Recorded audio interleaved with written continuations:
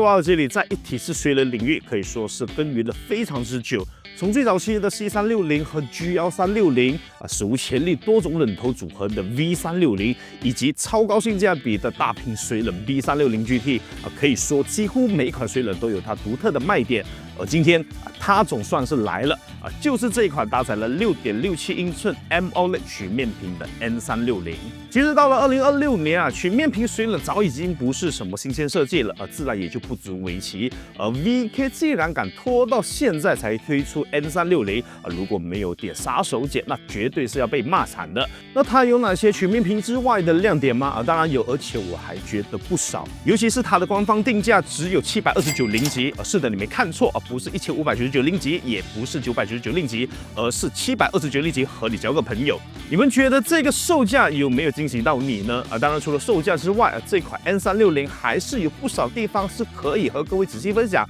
甚至有些我覺得還是可以進步的地方，我也都一一挑出來了。如果你对 VK 這款新推出的 N360 水冷感興趣，那麼千萬別錯過本期的節目了。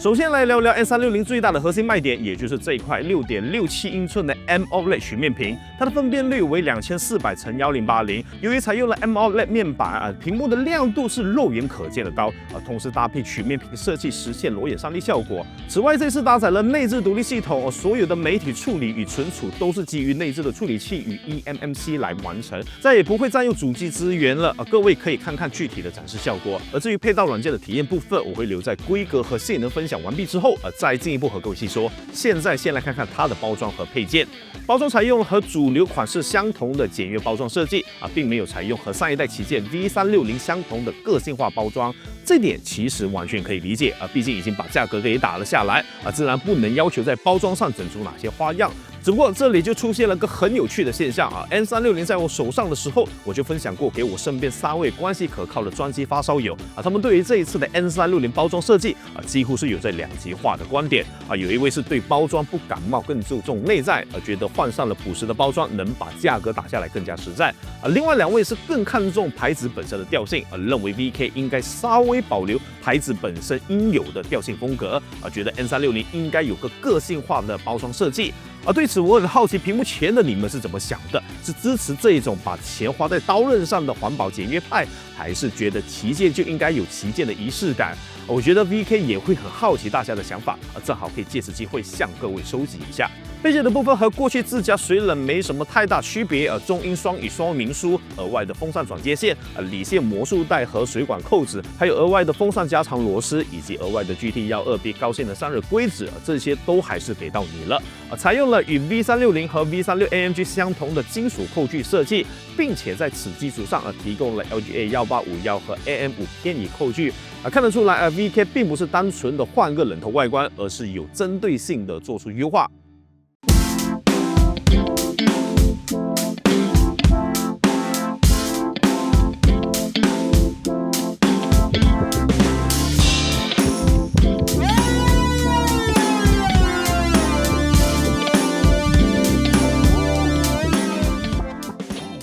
因為本體默認出厂就預裝好3把風扇，3把風扇也都互相串聯好在一起，並也轉接出 PWM 和 ARGB 接口只不過並沒有額外提供風扇邊框遮罩，所以說影響不是很大，甚至一定程度是解放了更高的兼容性但總給你一種沒有進步的感覺風扇款式是新推出的E12 Pro， 在規格與E12完全相同的前提下，將軸承改為了 NMB 雙滾珠軸承進一步提升了耐用性與壽命。雖然並沒有使用 S2 高性能 LCP 風扇，但我個人其實對E12 風扇的設計方向是比較看好的。這是一款兼具了性能與噪音表現的設計機械性能表現或許比不過 S12， 但在噪音表現上更為出彩，特別是在低速表現上的優勢更為明顯。我個人更期待 VK 是否能在之後推出一款定位與 S12 相同的E12版本風扇進一步的延續E12加速化設計以及風扇本身綜合性更高的特性。來到了冷牌的部分，這一次 N360的冷牌可以聊的部分可不少。首先就是在51972的先導節目裡亮相過的 MGS 防堵濾網技術，創新的在冷牌的水管出水口處新增設超密微孔濾網，從源頭有效的過濾冷卻液中的顆粒雜質，顯著降低水道堵塞風險，進而保障水冷本體能維持長期高效穩定運行。五哥在先導節目中也嘗試採用高溫軟化測試，並人為手動的添加雜質顆粒，結果都是並未對性能和微水道產生影響，可靠性非常之高。當然，畢竟是添加了額外的濾網，其極限性能或多或少還是會有一點點影響。為了能夠維持不錯的性能表現，VK 也將冷牌規格從常規的27毫米厚稍微加厚到29毫米，既能在添加防堵濾網後維持不錯的性能表現，同時還能滿足絕大多數緊湊型機箱的兼容性。水冷头外殼的設計也與 V360 和 V36AMG 完全相同，所以 V360 和 V36AMG 的磁吸屏幕是可以和 N360 互相替换安裝的。就不知道 VK 會不會單獨推出這一款曲面屏模塊，好讓 V360 和 V36AMG 的用戶可以通過 DLC 升級了。這一次內部水泵結構是採用了3項電機，並採用陶瓷軸承與永磁葉輪，最高轉速則是來到了2800 RPM， 有着強力動力與高壽命的表現。水冷頭底座依舊是超大片的純銅底座，並且出廠就預塗了 GT12B3 的規則，加強用戶的安裝體驗。另外，水冷銅底內部採用了 0.08 毫米超密微水道，有着更快速的熱傳導效率。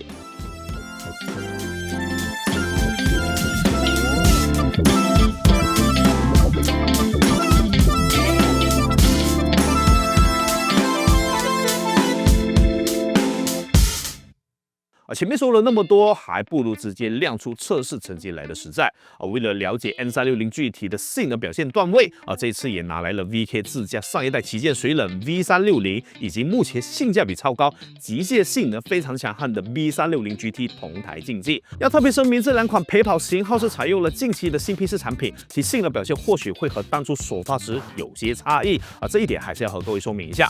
測試平台分別進行了 AMD Ryzen 9 9950S、Intel Core Ultra 9285K 以及 Intel Core i9-14900K 3個不同處理器平台的測試，同時還安排了原配風扇碼數、固定整機43分貝低轉速以及統一採用追風者 T30 高性能風扇碼數的測試環節。首先來看看搭配各自原配風扇碼數的測試結果，在 i9-14900K 平台測試裡 ，N360 的表現是明顯好於 V360 的，但依舊略遜 V360 GT 約1度。換到了 U9285K 後，即便有了偏移扣序的加持 ，N360 依舊還是以1度之差微弱於 V360 GT， 和 V360 的溫差也縮短到了1度了。而在 AMD Ryzen 9 9950S 平台裡就有所不同了，N360 總算是以不到1度的微弱優勢，稍微領先於 V360 GT， 與 V360 的差距也進一步拉開到了2度以上。可以看到 N360 在原配風扇碼數裡的表現還是無法超越 V360 GT。要知道它們的風扇噪音差異是非常之大的。原配風扇下的 N360 在風扇本身轉速比 V360 更高的前提下，噪音水平卻能持平，並明顯遠低於 V360 GT 不少。因此，接下來就是進入到低噪音轉速模式下的對比情況了。首先在 i9-14900K 平台測試裡 ，N360 憑借着風扇本身優異的噪音表現，能在同噪音水平裡維持更高的風扇轉速，進而形成了絕對的性能領先。這可不僅僅是在 i9-14900K 平台而已，在 U9285K 平台以及 AMD Ryzen 9 9950S 平台裡，依舊保持着絕對的性能領先。除了風扇本身的影響之外，N360 由於冷牌加厚了2毫米，我想大家也很好奇水冷本體的性能如何。在3款水冷均統一搭配追風者的 T30 性能善後 ，N360 在 i9-14900K 平台裡還是略遜於 V360 GT 一點，倒是在 U9285K 和 R9 9950S 持平 V360 GT，V360 則是稍微落後一點點，溫差都在1到2度左右。因此可以看到，在新增設了 MGS 防堵濾網後，確實會稍微影響一點點的極限性能，但我認為是完全划算的，甚至比我預想中的表現好了不少。除了3個性能測試之外，這裡也給各位展示3款水冷在本體全碼數下的噪音演示結果，你們可以聽聽看 N360 的噪音表現究竟如何。